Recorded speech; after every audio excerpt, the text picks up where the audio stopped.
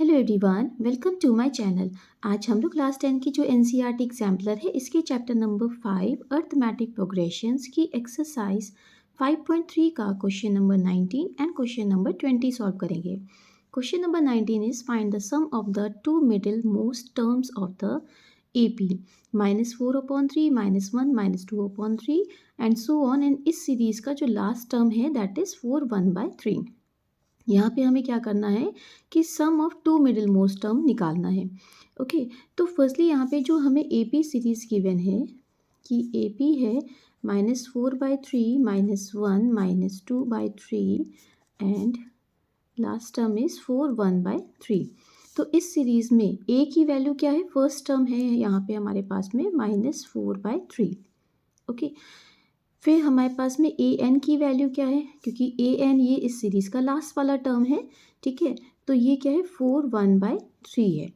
Then हम लोग यहाँ पे डी की वैल्यू निकाल सकते हैं, कंसेक्यूटिव टर्म्स के बीच में डिफरेंस निकाल लें। ठीक है, तो -1 - -4/3 इट मीन्स -1 + 4/3। तो 3 अगर हम एलसीएम लेते हैं तो यहाँ पे वैल्यू क्या आ जाएगी -3 + 4 इट मीन्स 1/3। ठीक है, तो डी की वैल्यू आ गई 1/3। अब क्योंकि हमें मिडिल मोस्ट टर्म निकालने हैं तो पहले तो हमें ये समझ में आए कि इसमें टर्म्स कितने हैं, तभी हम उसमें से निकाल पाएंगे कि मिडिल टर्म्स कौन से हैं। ठीक है, तो फर्स्टली तो हम लोग नंबर ऑफ टर्म्स निकालते हैं। ठीक है, कि इस सीरीज़ में number of terms means n की वैल्यू क्या है।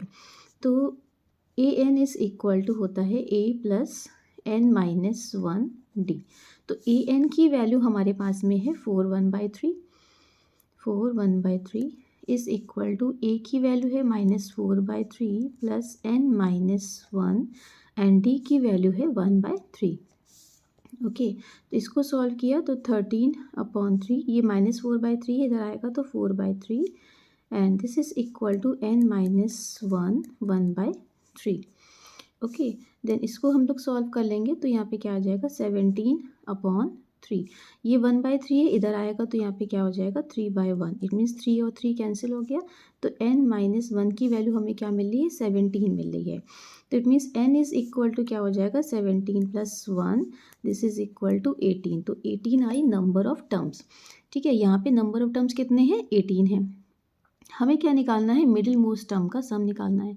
तो मिडिल टर्म्स कौन से हुए, देखिए अगर हम A1 A2 A3 A4 A5 A6 A7 A8 A9 A10 A11 A12 A13 A14 A16 A17 और A18 लेते हैं। ठीक है, यहाँ तक के टर्म्स हैं। अब हमें मिडिल टर्म्स निकालने हैं। ठीक है, तो यहाँ पे क्या हो जाएगा 18 का हाफ क्या होता है 9 होता है। ठीक है, तो 1 2 3 4 5 6 7 8 9 यहाँ पे 9th वाला टर्म आ रहा है एंड इधर से हम लोग 9th वाला टर्म ले लेते हैं। तो 1 2 3 4 5 6 7 8 9। ठीक है, तो इट मीन्स हम A9 एंड A10 इनका सम हमें निकालना है। ठीक है, क्योंकि मिडिल मोस्ट टर्म जो है ये दोनों आए A9 एंड A10 आ गए। ठीक है, क्योंकि इसमें हमें कन्फ्यूजन भी हो सकता है कि हम A8 लें या A10 लें। ठीक है, तो इसलिए हमने यहाँ पे 8 टर्म्स इसके पहले ले लिए एंड 8 टर्म्स इसके बाद के ले लिए। तो मिडिल मोस्ट टर्म हमें क्या मिले A9 एंड A10 मिले हैं। ओके, तो फर्स्टली हम A9 की वैल्यू निकाल लें। A9 या यहाँ पे लिख लेते हैं A9 and A10 are middle most terms. Okay, तो फर्स्टली हम इनकी वैल्यू निकाल ले, देन हम इनको ऐड कर देंगे। तो A9 इज इक्वल टू ए की वैल्यू क्या है -4/3 + 9 - 1 मल्टीप्लाई बाई 1/3। It means -4/3 + 8 × 1/3। तो इट मीन्स -4/3 + 8/3, तो वैल्यू क्या आ जाएगी 4/3 की आएगी। ओके, देन हम A10 की वैल्यू निकालने, तो A10 is equal to -4/3 + 10 - 1 × 1/3। -4/3 + 9 × 1/3।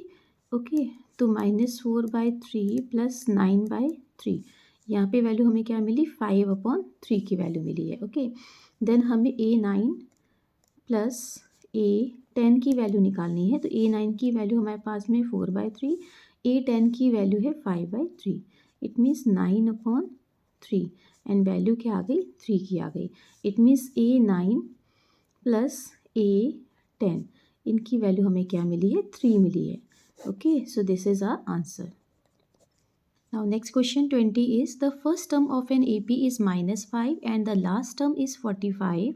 If the sum of the terms of the AP is 120 then find the number of terms and the common difference. Okay, तो यहाँ पे हमें क्या गिवन है, एक तो फर्स्ट टर्म गिवन है AP का -5, लास्ट टर्म मीन्स L की वैल्यू यहाँ पे गिवन है 45 and sum of the terms AP is 120 दे रखा है।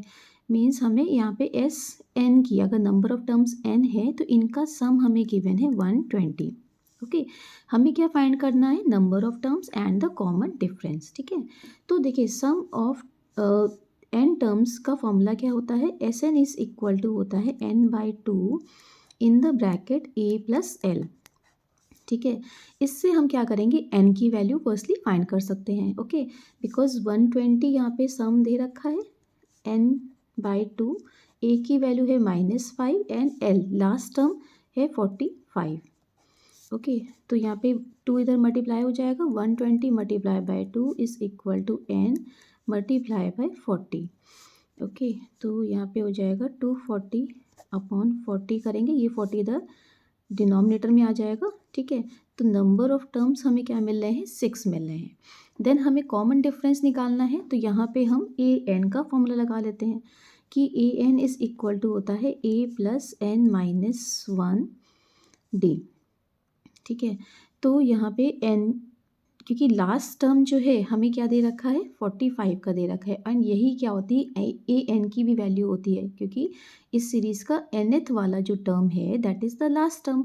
तो ए एन की वैल्यू यहाँ पे 45 है, तो 45 is equal to -5 plus 6 minus 1d।